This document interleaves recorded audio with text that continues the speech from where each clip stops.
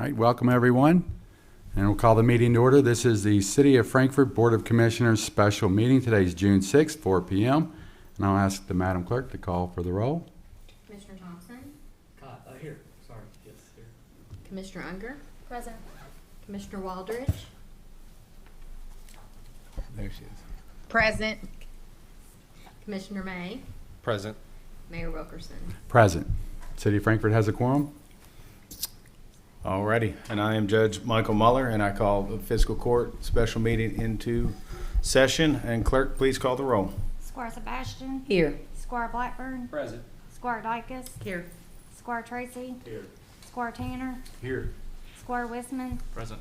Judge Moeller. Present. We also have a quorum, and we're ready to go.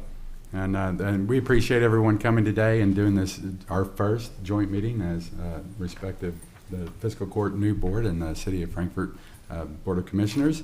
And the reason we're here today is to address the E911 the situation and just a little background. Back in 1991, the Board of Commissioners and the Franklin County Fiscal Court came together and agreed to find a sustainable way to pay for our 911 dispatch center. And back then, it was agreed to levy a $1 per landline, which was something that nearly everyone had, and so it was fair. It was the cost that was shared by the entire community. And there was a recognition also how important that dispatch was to the collective public safety of the citizens of Franklin County. I'll jump ahead 30 years, and the landline use has, of course, dropped dramatically. This has created a situation where only a few individuals and businesses shoulder the entire load for the entire community for this service. Not only has this created an unfair disparity in the community, it's also resulted in our 911 dispatch center to be underfunded. And that's forcing both governments to divert funds from other deserving programs. Current statistics, revenue from the landlines generate approximately $116,000 a year, and the cost of the dispatch center is upwards of $1.2 million up to $1.4 million. So by coming together today, we're making sure that Frankfort and Franklin County continues to be safe, and with a couple of considerations of small adjustments, we can continue to do our part to support the public safety of the entire community. Thank you, Mayor. I just want to take an opportunity to thank everybody for coming. And like the Mayor said, this is our first joint meeting, and I think it's exciting. It's good to see everybody come together and know the community needs to realize that we are working together on making things better for our community. Just want to take a moment to thank the Frankfort Plant Board for letting us have this meeting here at their location. I think it was very nice, and want to thank all the people that are going to present to us. And you know, today is just informational purposes only. I think both governing bodies are going to go back and discuss what's discussed today. So really today is just kind of a opportunity for us to get together, since it is kind of a common denominator, to talk about it. Just kind of a quick rundown. I believe as soon as I get done, there's going to be a short video, and there's going to be some presentations from county sheriffs, fire, city police chief, emergency management, fire chief, and then we're going to kind of open it up to commissioners and magistrates just to kind of talk about it openly. So, you know, we hope it's about an hour meeting, you know, be respectful of each other's time. There won't be anything voted on today. This is just to just have a conversation. So again, I want to welcome everybody and thank everybody to help put this together. And if you'd like to start the video, we'll get going.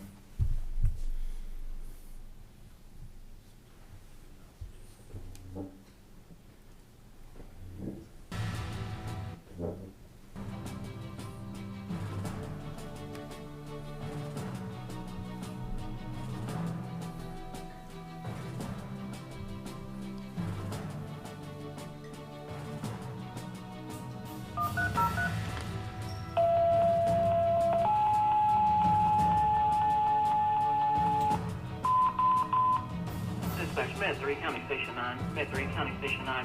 You can be en route to the area 4715 Old Lawrenceburg Road, 4715 Old Lawrenceburg Road. Have a 1046.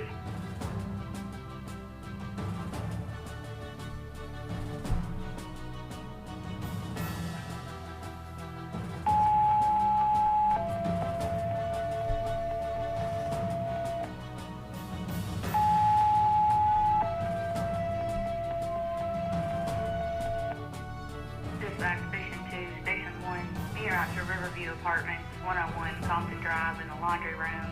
Callers are advising the laundry room dryer is on fire. They see lots of smoke.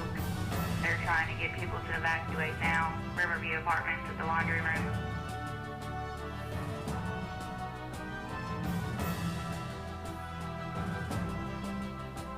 Any unit in the area start that way. We're getting reports of possible active shooter at that location. We're trying to obtain further from our callers at this time. Correction, it's going to be 200 Miro. All units respond to 200 Miro Street for an active shooter on the 5th floor.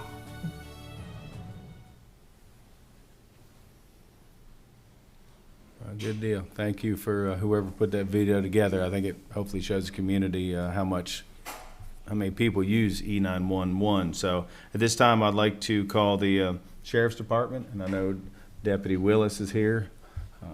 Sheriff Quire was unable to come this afternoon, so Daniel's going to do an amazing job and wow us all. Thank you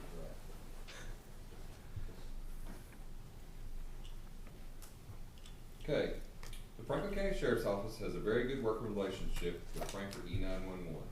They provide a vital service to the citizens and community of Franklin County. Every 911 or call for service goes to the Frankfort E911, which is handled in a professional manner.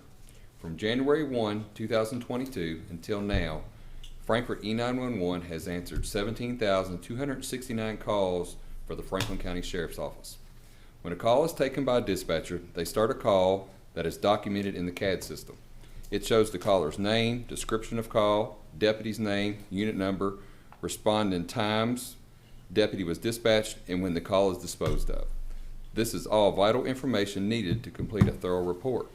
The dispatcher will stay online and give the deputy updates on the call they are responding to if needed. Our dispatchers are trained to assist callers with giving direction for CPR if needed. I have arrived on scene several times where a loved one has been performing CPR with the dispatcher still on the line talking them through it. These are the types of services we cannot afford to be without. Frankfort E911 assists our deputies in many ways. They will relay information to our other agencies that are responding to a call of service, like the fire department, EMS, coroner, animal control. This type of assistant helps save vital time when life and death is on the line. The Franklin County Sheriff's Office receives open records requests on a regular basis. Most of the time, it is months or even years old that they're requesting for. Frankfort E911 can access this information within minutes through this CAD system. I could go on and on about the work that Frankfort E911 does to assist Franklin County on a daily basis. Thank you, Deputy. Thank you. Appreciate your presentation. Now, if Chief Brewer would like to come forward to the podium, please.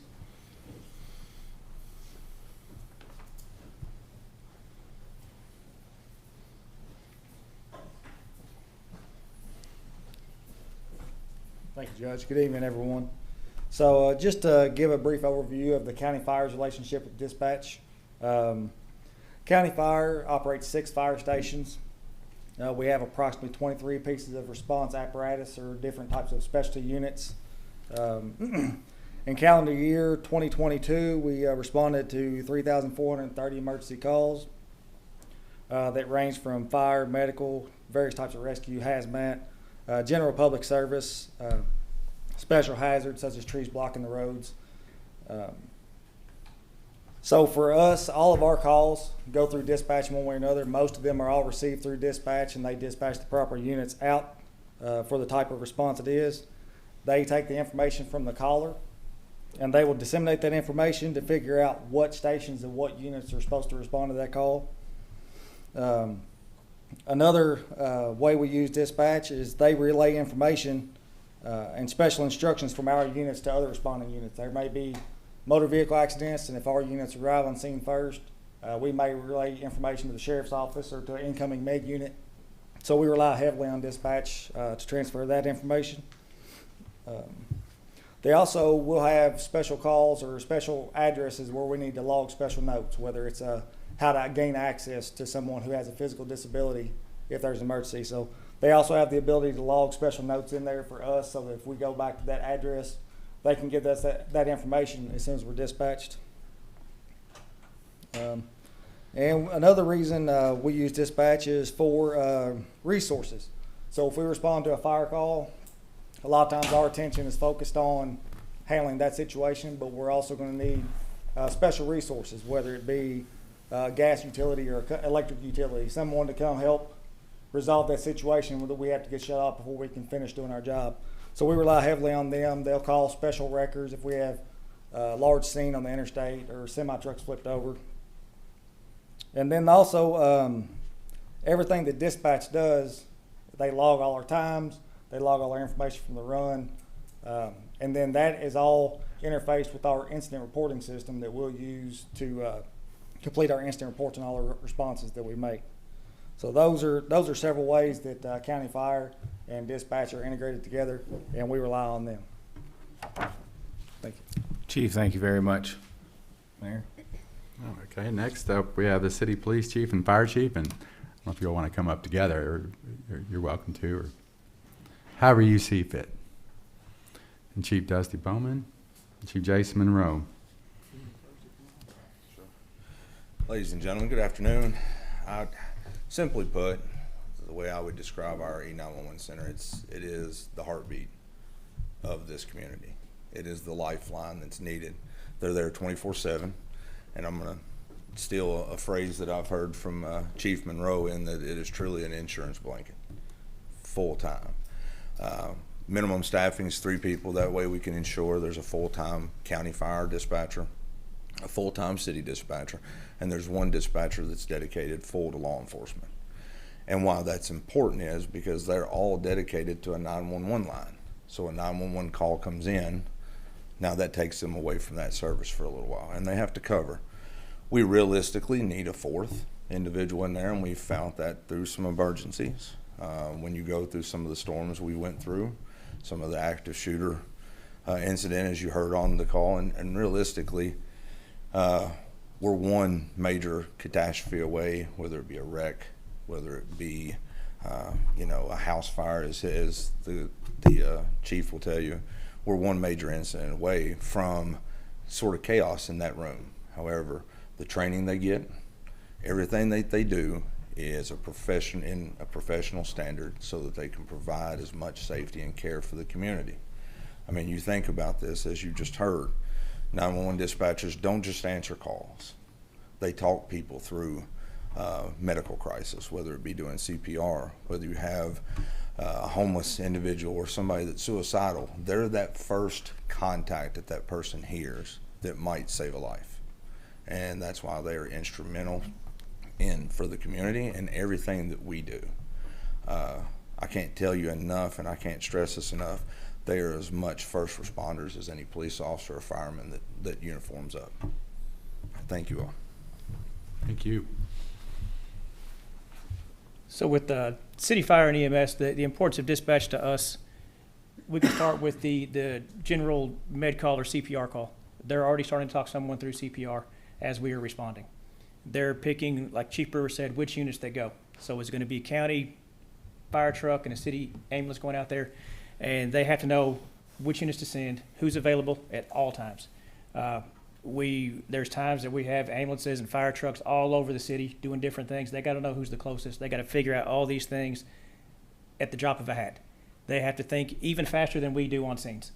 They have to know our procedures, our protocols. When I arrive on a fire scene, I'm going to start calling for everything, including the kitchen sink. They got to know how to get it to me.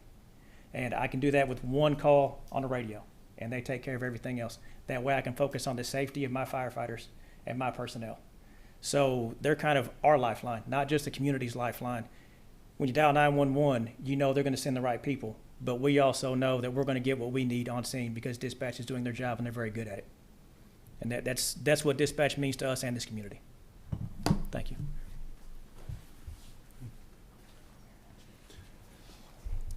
That's it for the presentations. We're opening it up for discussion. we got Oh, I'm emergency sorry. I'm management. sorry. He's been on vacation. Ray, we did not forget about you. I did not forget about you. Well, Good Here. evening, Judge, Mayor, Commissioners, and Magistrates. Ray Kinney, I am the Director of Emergency Management for the city and the county. I'm probably the only person in the room that was here before we had a combined dispatch center.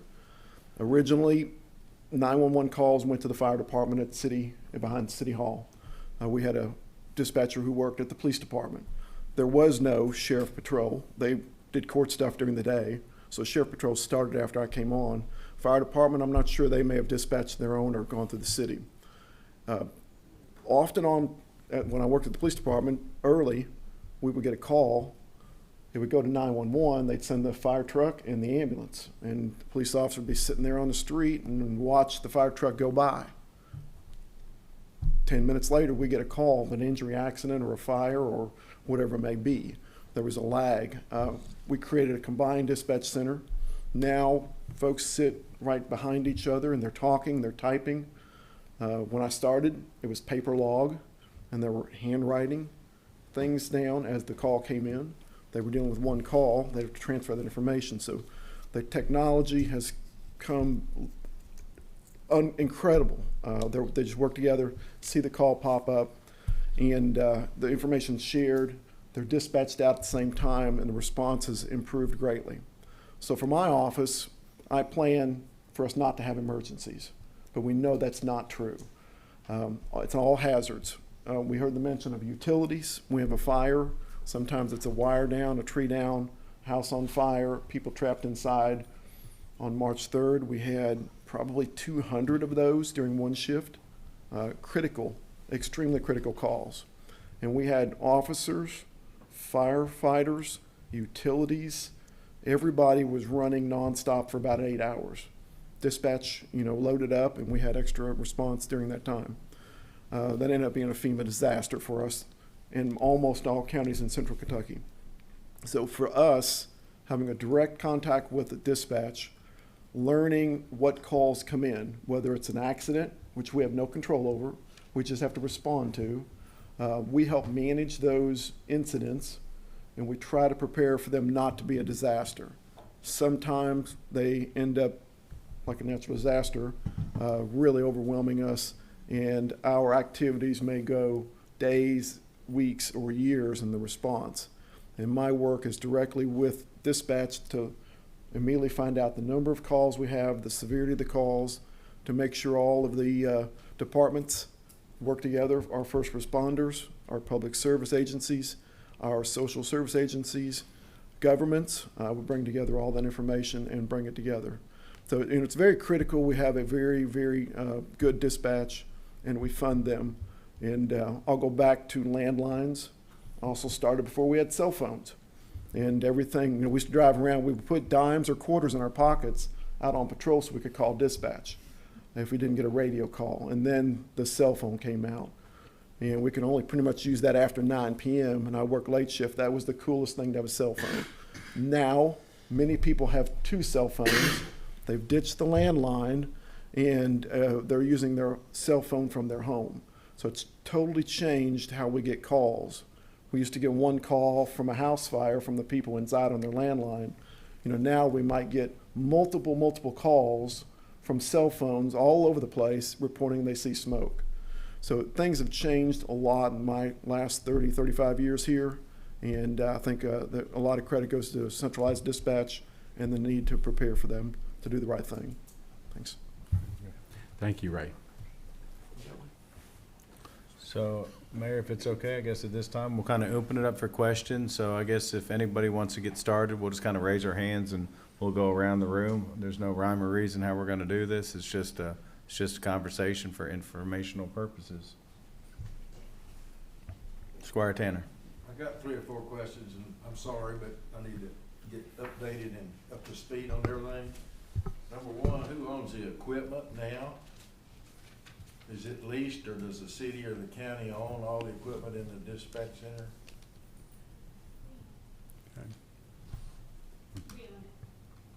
We own it? The city or the county or both? City. Yeah, the city purchases. Okay. City owns it. How often is that updated? Is it updated yearly, monthly, every 10 years? As needed. As needed? The other question I have, is there any thought about the future of 911 whenever you have cell phones or videos coming in of fires or wrecks, or are we up to date? Can we do that? I would say that we're not completely up to date. I know if you speak to our police chief and fire chief, we've had estimates from other communications. We do need to upgrade our repeaters because we have a lot of dead spots in our community. So there are some upgrades, an early estimate now, at least about $2 million worth for additional hardware that we need. Can I keep on? Keep going, Squire, keep going. I told everybody I wouldn't ask the question, but I had to be bribed to shut it up. But anyway, years ago when I was lobbying for the counties, they were really concerned about the next step for this, and they talked about leasing hardware and equipment that would handle text and videos, because people can video a wreck on the interstate or a fire, and they can much better than explain a house on 321 Street, whatever it might be. Here it is, a picture of it. And we can't have that technology got to there yet. We don't have that technology yet. Does it exist? I think some of the technology, and I would ask guys if they want to jump in, but I understand that some of the latest technology we also like to look in is for text, being able to text into the dispatch rather than having to call. But yeah, as of this point, we don't. I don't know how big a deal this is either, but now you can receive phone calls over internet, and y'all put fiber in everywhere. That'd probably eliminate, I don't know whether it'll eliminate landlines or not, but you know, you can get a widget put on there and you don't have any more phone bills. But it's very difficult to call 911, or impossible right now to do that from home if you do that. But I just wondered where we are. I also understood at that time there might be a possibility from leasing this equipment from various companies. I don't know where it ever got there or not, but I was just, it seems to me like we're right on the verge of having to spend a whole lot more money somewhere. But if you're gonna keep your technology up to speed with what everything else is, and correct me if I'm wrong, and I've been wrong more than once. But that's really all the other question I have, except the other question I have would be that mobile phones, whatever, they used to like pay 70 cents a month. And there was some changes in the legislation to increase that, maybe at $1, I don't know how much some. So how much money comes in from the cell phone fees? So approximately we receive about it varies, $250 to $350, $400,000, it varies each year. But one thing we do for those fees, they help pay for 911, but we don't spend all of it every year, because we do keep some in reserve for if there is unexpected expenses or something breaks down, that we actually have money to pay for it. I'm sure y'all all over, there is some grants from that fund that's given out by the state. I think there used to be. I don't know where it is or not. But anyway, thank you very much. I shall. Thank you. Laura, if I could ask, on the cell phone thing, what percentages, or how is that structured? Like, what do they charge per cell phone for emergency services, or what actually is that? I don't know the exact percentage. I don't know, that's Jason. Okay. We just know that we get a varying amount. I think it depends on the bill. There's a certain percentage, but I can find that out and bring it back to you all. So is it from each individual cell phone companies, or I'm just curious how that works, or is it from? I think it's on your bill, your cell phone bill. There's various local, state, federal taxes that are on there, and one of those. If I might, Go ahead, Squire. if you buy a card, prepaid card, that's based on sales tax. And it goes to the state, and it's prorated out. I don't know how it's divided, but that's how they tax the card, rather than if you get a monthly bill, it's on the bill. Otherwise, it's not. Okay. Next question or comment? Judge. You know what? Go ahead. Commissioner I'm May. sorry. Commissioner May. Sorry. Yep. Commissioner May. I wanted to go back to So we're talking about $1.4 million in operational costs, and currently we're bringing in $116,000. And the point of the conversation back to Chief Bowman, if you could speak to having 3 people on staff right now, but looking to really needing 4. Will that be included in the 1.4 million, and where we need to go with staffing needs, proposed staffing needs, or intended staffing needs? I believe the current money that we're looking at right now is where the operational is currently, not with that additional person. So we would increase that amount with the added personnel we put in there. Okay. Squire Wisman. Yeah, I'd asked at our last fiscal court meeting to have some of this information for this today, but I'm wondering if anyone can speak to any of our emergency management folks or legal maybe about what other communities are doing surrounding us. I know Shelby County, for instance, has done a fee structure on each parcel to pay for E911 services. Some other communities have put fees onto water meters and electric meters as a means to replace the old fee on phone lines that has effectively gone away. My understanding, and please anyone correct me, Ray, maybe, when we created the E911 services in 1991, it was paid entirely by cell phone fee, or not cell phone fees, but landline fees. So in effect, what we've done is shortchanged our own budgets by paying out of tax funds to the tune of $1 million a year now for something that was never intended to use tax funds except for maybe gap financing to shore that up. But I understand a lot of communities are changing to meet the demand, and Laura, maybe you can speak to that then. Yes. Versailles charges $59 a year. Shelby County charges $48 a year. Georgetown charges $8 per month per water meter. Lawrenceburg charges $4.21 per month per water meter. We were also looking at Covington, which charges $75 a year. And how do those others charge if they're not water meter? Some are by tax bills or just a separate fee. Okay. And I understand that those are all addendum fees on your property tax bill every year, at least those 3 communities I was aware of as well. Correct. And that's how they're passed through the sheriff's office and then onto the operations side. Okay. Yes. Thank you. Commissioner Thompson? I just wanted to add something in here. The CMRS money, Squire is correct that that money comes from the state as it's divvied out. On average, we're bringing in about $303,000 from that amount, on top of the $116,000 that we're, believe it or not, still getting on the landline amounts. So that's which of course that number's going to go down. But perhaps those will go down if the other won't go up. But that's a total of $419,000 that's essentially pass-through funds that are used for this aspect, which leaves about $643,000. Well, let me say this: you take the $419,000 from that, the county has averaged payment of $224,000 over a 3-year period.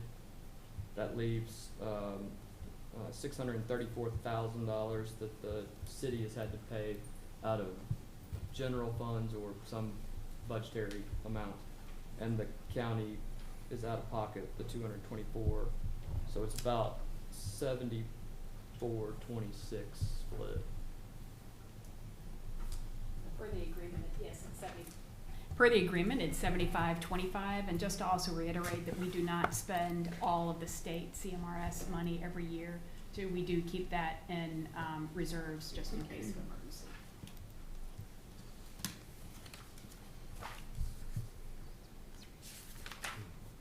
Any other questions or discussion? Is there a separate balance on that account? Like, do we have a balance on that amount that hasn't been used? City Manager or Alicia? The answer is yes. Is there an amount? It's roughly around $300,000. It's in our restricted E911 fund. Alicia, you might want to get to a microphone, or I can repeat what you say, so it just can be recorded. Oh. It's about $300,000 in our restricted E911 funds that's not spent.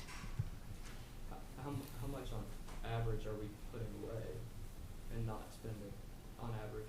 Maybe we should. Annually. Yeah, or you can come right here. I actually can't answer that particular question because I wasn't prepared to give you an on average, but unfortunately, as expenses have gone up, the amount of money that the city has moved from that restricted fund over to the general fund to cover has also gone up, so that in turn makes our restricted funds cash balance go down a little. But I'm not, my apologies, I don't have that off the top of my head. I did, however, look to see what we would have at June 30, and it's roughly around $300,000. So. Is there a statutory requirement that requires us to put certain amounts back, or are we able to? Not to my knowledge. The only KRS that I'm aware of, and we actually get agreed upon procedures by the auditor's office every 2 years on this, is that we must spend the money that the state gives us and that landline money strictly on dispatch, which is what we do. The city has Department 39 in our general fund. That's nothing but E911.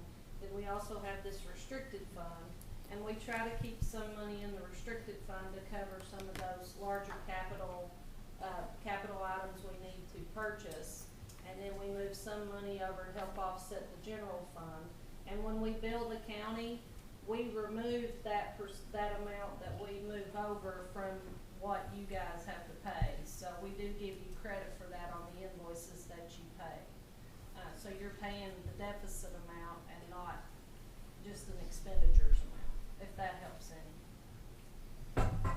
It sounds like while you're here, the emergency fund it's not increasing, it's going down, is the point, right? We're starting. It's like everything else, yeah, I mean. We're starting to use it up, and we're not adding to it. I think that was Commissioner Right. Thompson. How much are we adding on average? And landlines, as landlines go down too, and the state's amount is, I think, somewhere between $250 and $350 each year. But landlines obviously are not going up, they're gonna go down, and expenses are going up, so it's safe to say that the amount that we could set aside is also going down too, so. Mm-hmm. Commissioner Thompson, another? I guess my question is, if we don't use the $300,000 or $303,000 on average over the last 3 years as a pass-through that we're receiving directly from the state for this particular purpose, and we're socking it away, that's just a shell game. I mean, if we do spend it on that, and we have an emergency, we need to buy something, the city and the county are gonna have to fork up the money anyway. So number one, I don't understand the putting it away if our general fund is having to be increased each year based upon that, when all we're doing is saying, well, we're gonna put $300,000 over here, but if we have to spend money, we're still spending the extra money each year over here. I don't understand why we don't have that as a natural flow through.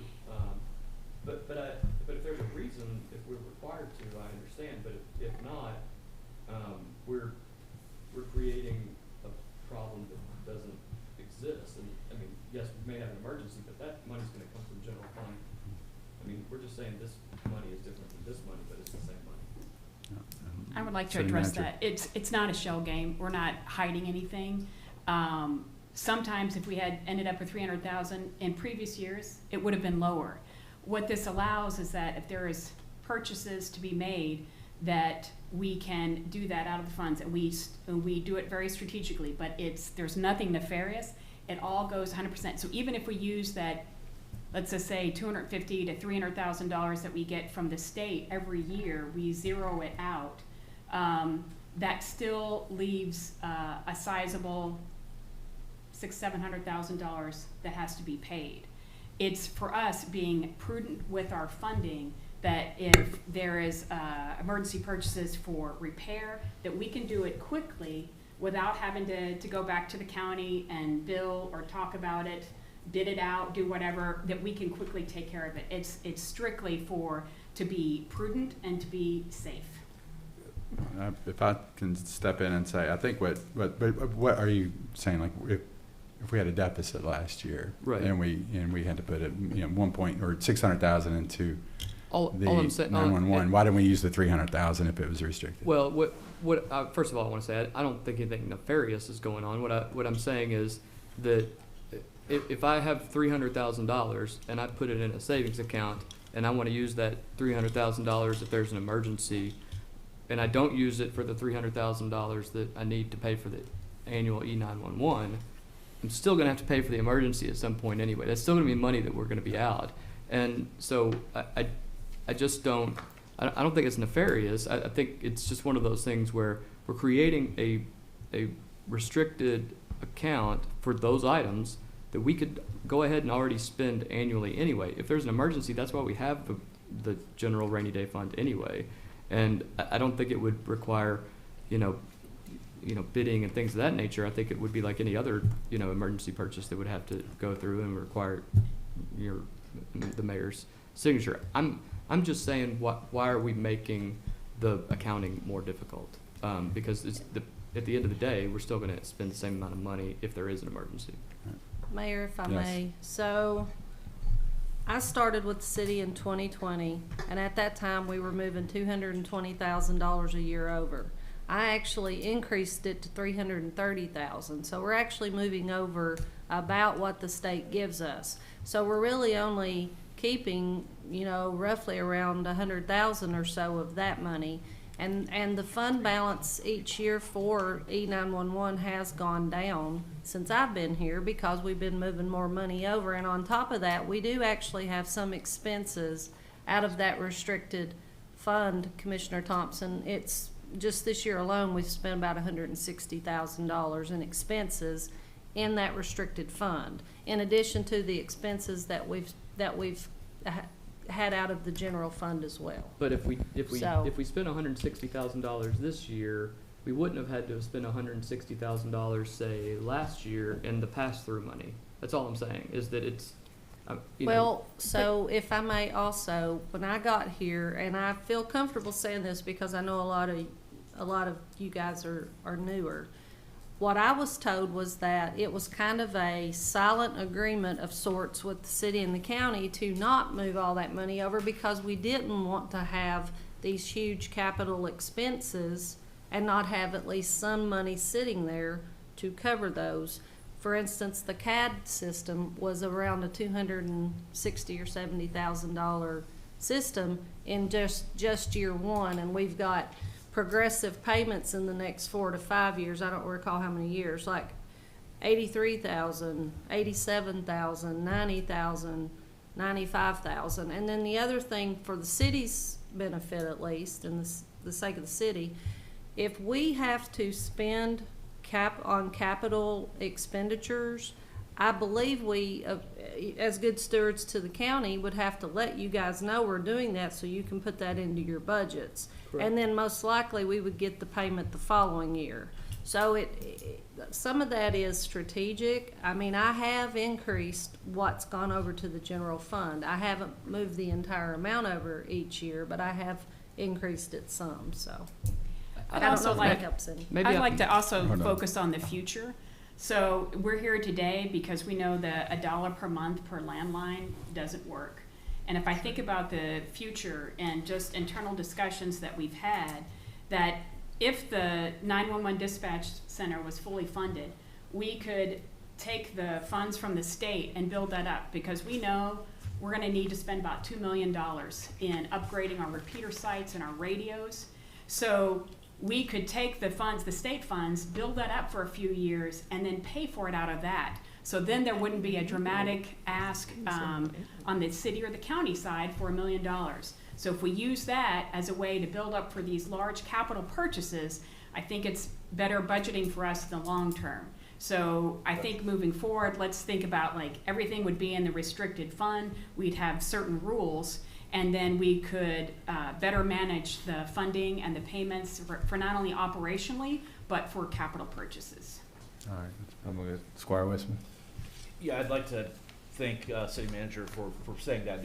What I'm thinking is about the future here. You know, we have a unique instance, as we all seen recently, as a capital community, unique threats that pose hazards to this community and people that we serve with our E911 services that are emergency management that are much larger than the base of folks that live here and reside here every day.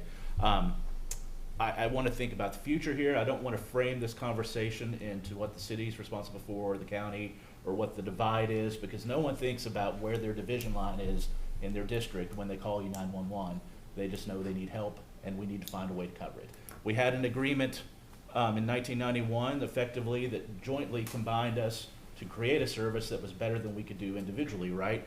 And Alicia, I remember distinctly having the conversation before you came on, when we hired you, and then subsequent, that was kind of an agreement that we had a fund balance, that rather than the city and county coming together regularly and deciding how to spend that was kicked over and used for what type of expenses it was maintained to be used for.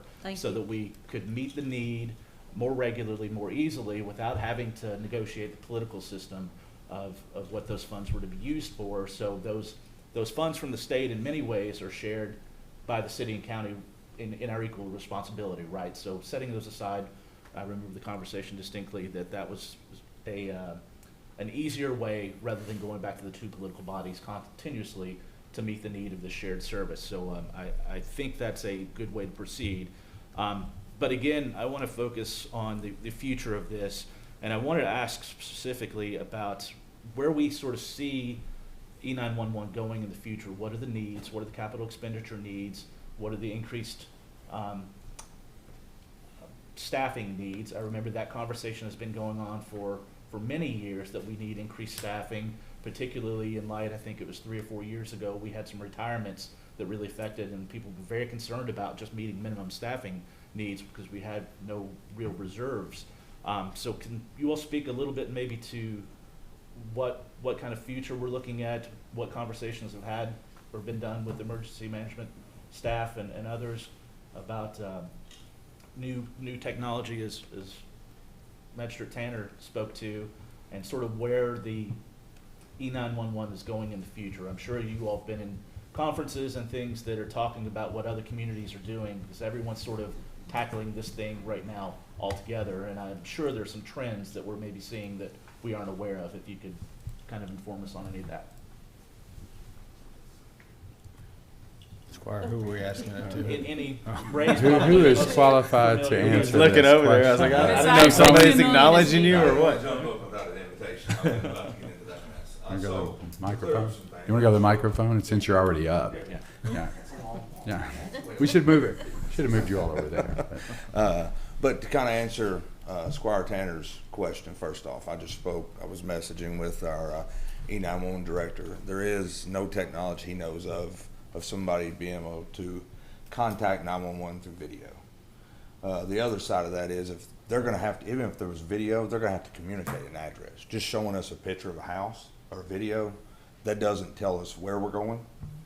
And sometimes GPS isn't 100% accurate with specific pinpoints. But we already have the ability to text with E911. That's already there.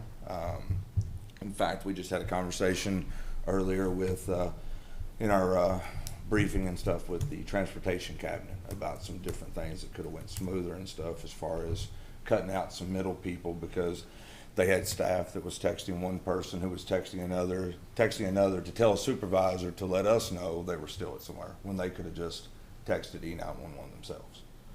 So that's already there. Ultimately, through some of the events we've seen, a fourth individual inside the E911 center is essential for many reasons. Once again, I pointed out earlier, if someone's walking somebody through CPR, well, that eliminates somebody on a radio and another call taker. Well, then if you have an accident, a collision, then you have somebody that has to contact tow companies. You have to have somebody that's relating, because I don't know if y'all have ever got to listen to radio traffic on an accident. There's a lot of radio traffic between officers, between fire and EMS, between dispatchers themselves, as well as the call taker, because if you have an injury accident, you're not getting one call, you're getting about 20. So, and one person might be talking to one person in a car, another's to another, and you're getting 2 bits of information. So two complex calls, I'll say, has now eliminated and put everybody on phone calls. So then if another call comes in, or if there's something else going on the radio, we have to put that caller on hold. So essentially, having that 4th individual in there would be huge for the community, and it would aid us in a little more flexibility in some of the stuff we do. Some of the parts I left out is in there, our E911 center just doesn't take calls. They just don't dispatch calls. We're responsible for missing person reports. They're responsible for EPOs and DVOs. They have to track that by paper as well as what comes out over the system.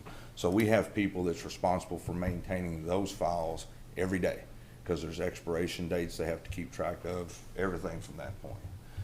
So for the future, I'd love to have a 4th position, and ultimately I'd like to add a couple of new stations in the event of, say, like, I'll use the windstorm as a perfect example. We had all stations working we could. We had 2 additional dispatchers on phone, as well as we had an officer who we kept over from day shift that was on an unrecorded E911 or radio channel, dispatching calls for 2 officers for down trees, down power lines, and non-emergency things. So really and truly, with our size, with the growth in the community, we need that 4th body in there. Any questions from our side?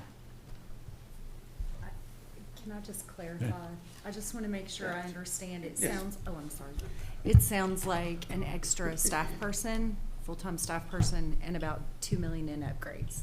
Is that what I'm hearing? Well, the upgrades themselves are just the towers. Our towers are almost 20 years old, and they're about 3 years past where they should have been upgraded. I just want to make sure I have the numbers right in my head. Yes, yeah, there would Okay. be, yeah, you're looking at that for to add an additional workstation. I think that's around $50,000. Because if you haven't been in our E911 center, I know we've had a couple invitations and scheduling hadn't allowed it, but you'll see that each dispatcher has 5 monitors they're responsible for. And they have to, whether it's one of them's for the radio, one's for the phone, one's for the mapping system. We have Crime Stoppers that they're responsible for. There's a lot of different things that come in there behind the scenes that is a lot more than just taking calls and sending them out to officers and firemen. Sir? So. Oh, hold on, I'm sorry, I don't think am I allowed to? I just Let it took fire control now. of this meeting, Judge. I've had it. You're doing a good Mayor, job. I apologize. Yeah, I'm I'm gonna gonna go ahead. drink some water or something. So you say you need one more staff person? Yes. I know you're running 24/7. Is it 3 shifts a day? 2 shifts. 2 We work shifts a on day. 12-hour So- days. So would you be hiring one more, or would you be essentially hiring 2? Ultimately, you're probably looking at hiring 2 to add to those other To squads. have one more Yes. staff on site?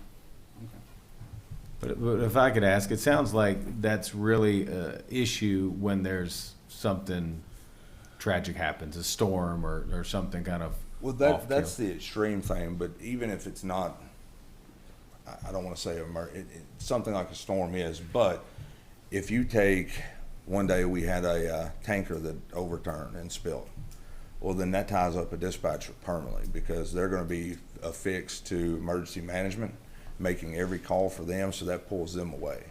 We're really a couple of calls away from needing that 4th person. And at any time you look at a murder scene, something like that, those type calls for us, or even a house fire, if it's big enough or it has apartments, you're going to have 1 to 2 dispatchers tied up permanently until those scenes are cleared. Okay, thank you. Go ahead. Could I ask, Dusty? Yes, sir. Sort of, we have folks that are trained as backup, right? In the instance that we have a catastrophe in this community, I always think about the days that we have, marches on downtown for something related to the Capitol, and the majority of our staffing force is then tied up with that for the day. But then, maybe I have someone calls out in my district all the way out at Paul's Grove that needs help. Right. How do we balance? Could you elaborate a little bit on sort of how we pick up the slack in those instances for us. In And those county's not cases, we terribly familiar. now did something since you've been gone, Mr. Wisman, or sorry, Squire Wisman. We have a dispatcher that's actually on call. Every day we have a dispatcher on call in case there's an event that requires. We also have a couple of dispatchers that are trained and are called our TAC dispatchers, which is if our tactical team gets called out, because that's a separate radio station in itself for them to communicate on, we'll have a dispatcher dedicated solely with the tactical team. So yeah, we have those that can be called in and have that fortune. Thing is, even with pulling somebody in, usually when you do that, they're going to be dedicated to one specific incident. So then if you have a couple other that takes place, and I say that because, once again, as I described it, and I stole it from Chief Monroe, this is an insurance policy, because and I agree with you, it's not about, I like what you said, because we are providing an insurance blanket for the county and the city 24/7. And Commissioner Waldridge, we haven't heard from you yet. Do you have a question or anything you want to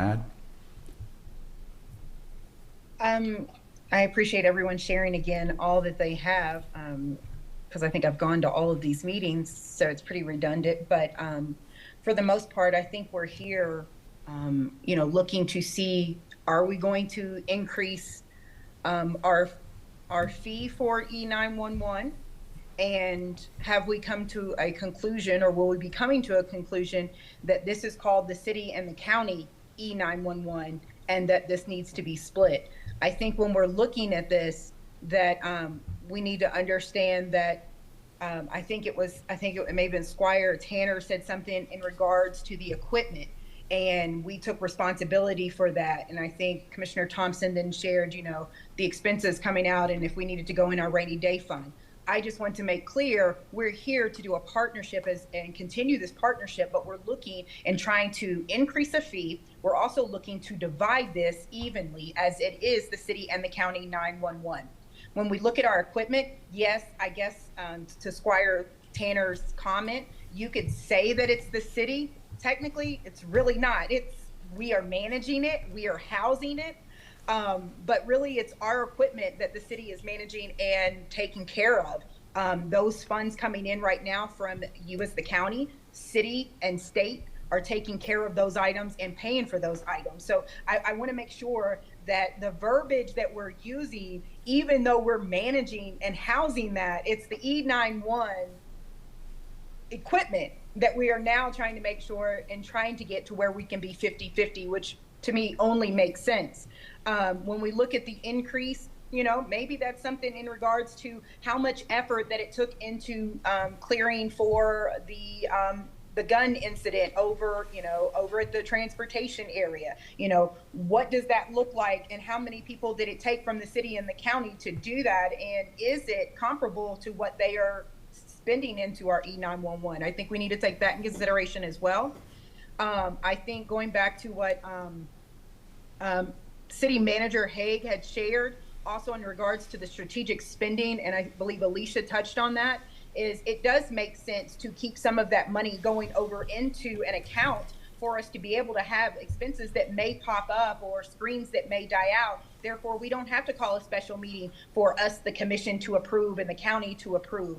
That is one pot of money that is sort of mixed with the state's money, city, county. To me, it seems all together in that one fund to take care of an expense without the uphold of having joint meeting to take care of something that needs to be taken care of as soon as possible. So I think that only makes sense. And I know that Commissioner Thompson had said, it's there, why not spend, or out of the rainy day fund? When you say rainy day fund, that is only dipping into the city money, and then we have to then send that to the county to see if they're going to reimburse us. And I think the goal here is to get on the same plan, a strategic plan, so the county knows exactly what we do, what they do as far as E911 in county, what the total expenses are, what is completely needed to run our E911 appropriate and efficiently for both the city and the county, and then for them to step in and do 50% of this cost expense that is left between the city and the county. I don't know what else. I think Judge Miller, I believe he said that we weren't going to do any votes, which is fine tonight. But I think this is some of the things we need to get leaving from this moment. And I think we're coming up on an hour. I believe he said he was trying to push an hour. This is what we need to understand. Are we going to do this 50-50? And is there going to be an increase of fee? And understand that this is E91 city and county. We both have our priorities here. We both have our emergency management is taking care of this. We're looking for the county to do their part in taking care of this 50%. When we look at calls, sometimes calls are increased in the city. Sometimes calls are increased in the county. When we look at the last emergency we had in regards to the wind and the trees down, when you look at those numbers, more of those numbers were in the county, and they were not even, the E911 in city and county was not even really servicing so much of the city so much than they were than the county. So we have to look at those things. I don't want to say that one's more important than the other, and I don't want to keep pulling numbers because it's not the case. Tomorrow, it could be a city issue. The next day, it could be the county issue. The point is keeping our community safe as a whole, and we both deserve to put in 50-50 to keep our community safe as a whole. It does not come down to numbers. It does not come down to runs. It comes that we need the most efficient 911 service for our entire county and city, and helping with the state facilities that we need. That's the decision we need to come up with, and we need it laid out on what that's going to cost us. That's my comment. All right. Thank you, Commissioner Waldridge. And we'll hear from Commissioner Unger. I just wanted to thank everyone for being here. I feel like this conversation is long overdue. And I do also appreciate City Manager Haig for pushing this forward, educating me personally on it, as well as the current BOC. I hope that we can all agree that we need to keep this conversation going and come back to our respective bodies and figure this out. So just appreciate being here with everybody.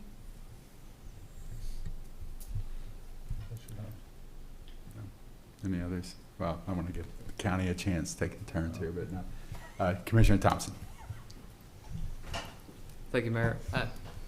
I want to just state a couple things. I understand, Squire Wisman, you sit in a unique seat, as that you were involved with the city aspect, and now you're at the county. Although it kind of surprises me, Squire, that you said the reason that you set that up is so that the city could make those decisions and not have to go to the county or have a joint county meeting. That is interesting, considering that you are a county magistrate right now. But that being said, when I first started this conversation, I don't know if I need a whiteboard or what to explain, but what I started out by saying, I don't think there's anything nefarious, I don't think there's any problem. We're going to the county and we're asking the county to pay 50% of this. But we have this restricted fund that we're putting state money away to, and if we decide to spend it, we're just spending it. We're making the decision. County's not making any decision. They don't have any say at all in that decision. And therein lies the problem. I mean, we've had at least two people say, we don't have to keep coming back together and talk about these things. Why? Let's keep coming back together and talk about these things. I mean, I don't see a problem with being more transparent about the money. When it comes to, and Squire Wisman, I'll say this, let's talk about the future. I agree. That's why I'm talking about this and how things are done each year. And I can understand from a perspective of let's have a little money socked away in case we need it. But we're spending the same amount of money out of our general fund every year that we're not spending and putting away. So there is no savings. We're spending the same amount of money. So I'm not trying to argue that fact. What I'm simply saying is, if there's a restricted fund that one organization is making determinations on, how can we in good faith go to Judge Mueller and say, hi, we would like for you to pay half of this, but we're going to make a bunch of the decisions when it comes to equipment and things of that nature. And Squire Tanner, you're right. We do own it because 75% of it was being paid by us. But if we're going to get to a point where we're going to start discussing a shared responsibility, there has to be shared decision-making ability as well. And that doesn't matter. I agree with Commissioner Waldridge. Let's not worry about numbers. Let's not worry about how many sheriff's deputies there are out on the road. Let's not worry about how many FPD officers are, every time a call comes in, we want to make sure that it's answered and it's handled. But I don't see the problem with having more transparency. And when I first started the discussion, I said, I don't think this is nefarious. I still don't think it's nefarious. But I think if we're going to go to the county and ask for an equal partnership, then it needs to be a truly equal partnership. And I understand why it was originally done to sock some money behind because we didn't know what might happen. But if you don't use that money as pass-through, you still have to take that same amount of money to pay your bills. So it's important to understand that it's not a savings on an annual basis. It may be over time, and we have to allow the county to be involved in that discussion. That's just common sense, and that's where I'll leave it. Thanks. Squire Tanner. I would like to clear up one of the comments or questions that I had about who owned the equipment. I was getting at, does the dispatch center, didn't matter who owned the equipment. I was looking for, do we own it, or does AT&T own it, or some other company that we were leasing it from? City owns Because having a leased equipment, you can keep it up to date without having to get into the $350,000. Because that'll be under the contract to keep it up to date, whoever you leased it from. And that thought was floating around back when I was working for another place. But anyway, maybe I confused everybody when I asked who owned the equipment.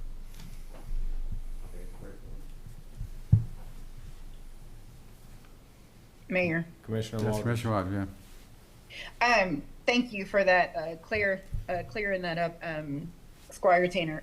But I wanted to piggyback on what Kyle was sort of saying, and I hope, Commissioner Thompson, I hope that, I don't know if it was referring to Wispin or it was my comment when I was saying that, we didn't have to come back and meet. I'm all for a meeting with the county. And I think that this is a good first meeting because I think the county is way behind where we are with this E911 as far as information. I think once we get on the same page to know how things run, when they run, how much they cost, that's the scoop of information that we need. That doesn't stop meetings, but it's almost like if you and your wife have joint banking accounts and you have come to an agreement that anything over $500, she and you guys need to come together and communicate about that.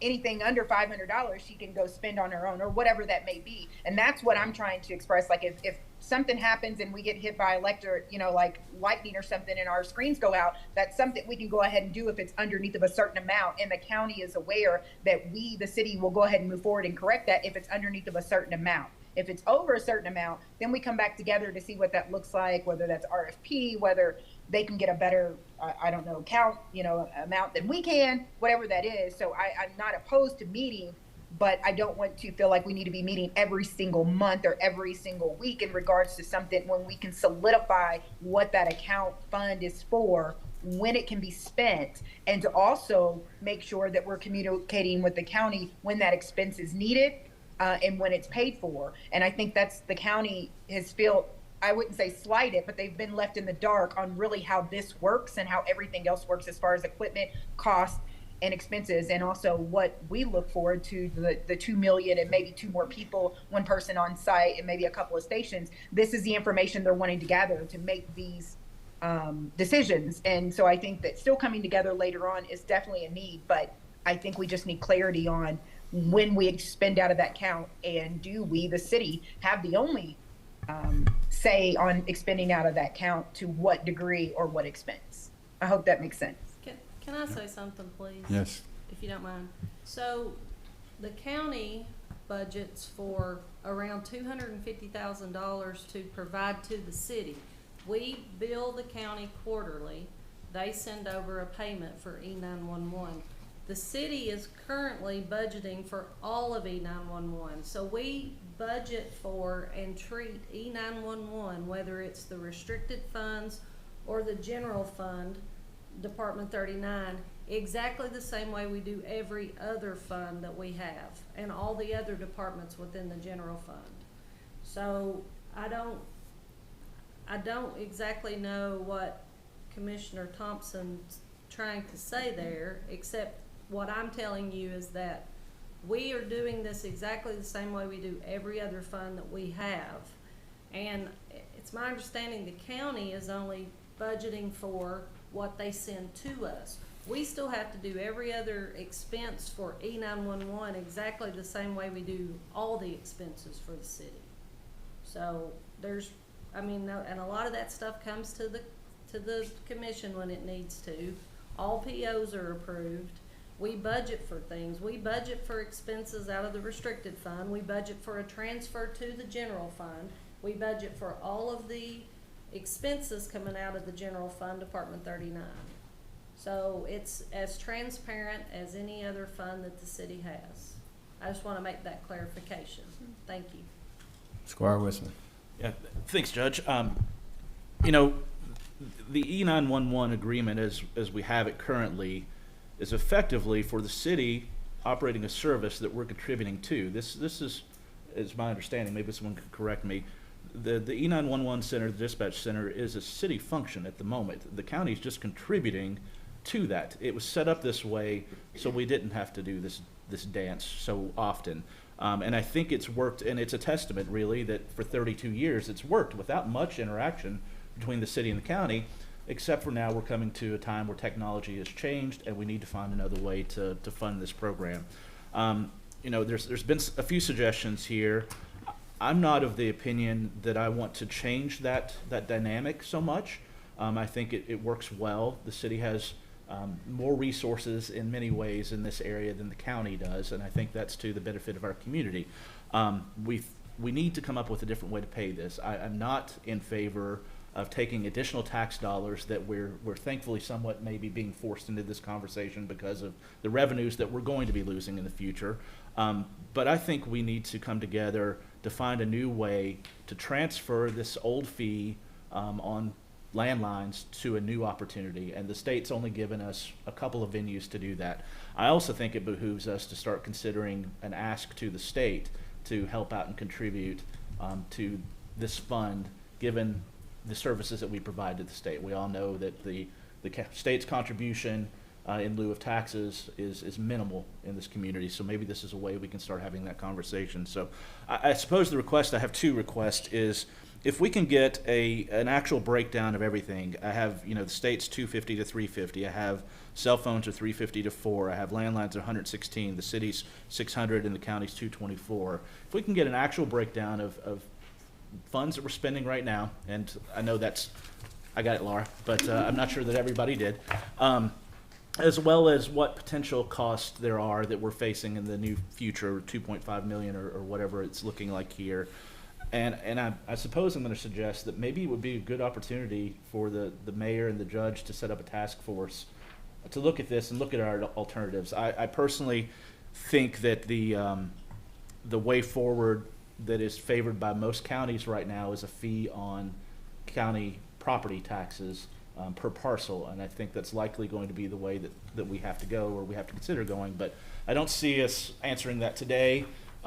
More of the question is, are we going to keep the current agreement with the city operating the dispatch center and a county's contribution, and how we're going to pay for it? And I think that needs to be answered in a smaller group that's focused on those services. And you know, I want to have some additional conversation about the really rural parts of our community and the services that we provide them, and if there's anything that technology-based that we might be able to better serve those areas of our county with the unique topography that we have dead zones that, you know, people may have to get in their car and drive to an area to use a cell phone to be able to report an accident in a holler or a fire that's on a rural road or something like that. So I think there's some larger conversations we need to have that this seems appropriate to be the start of, but as I see it, those are the two main questions that we need to decide as a body jointly.